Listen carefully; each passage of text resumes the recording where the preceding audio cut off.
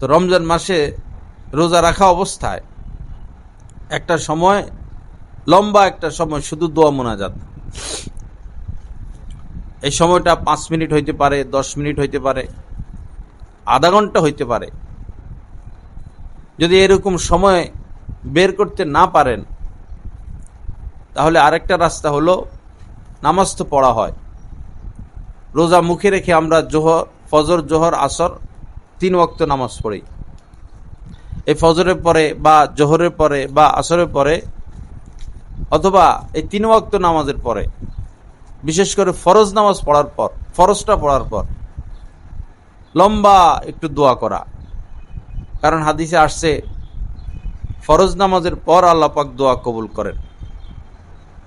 অথবা সুন্নত পড়ে অথবা আরো 2 রাকাত নফল পড়ে 5-7 মিনিট 10 মিনিট আল্লাহর কাছে দোয়া করা,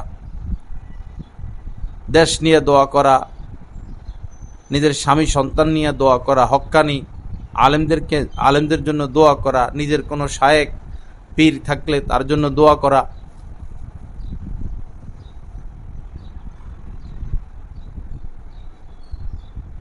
হাদিস শরীফের মধ্যে এসেছে আদ-দুআউ হুয়াল ইবাদা, দোয়াই হচ্ছে একটা ইবাদত। দোয়া করতে থাকা এটাও একটা ইবাদত। আর যে আল্লাহর কাছে চায় না, আল্লাহ তার উপর অসন্তুষ্ট হন, নারাজ হন। আর আল্লাহর কাছে চাইলে আল্লাহ পাক খালি হাতে ফিরিয়ে দিতে লজ্জা বোধ করেন। আল্লাহ পাক সবচেয়ে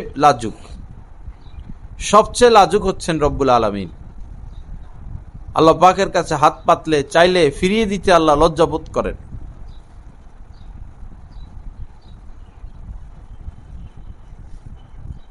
তো এই দোয়ার আমলটা আমরা করব।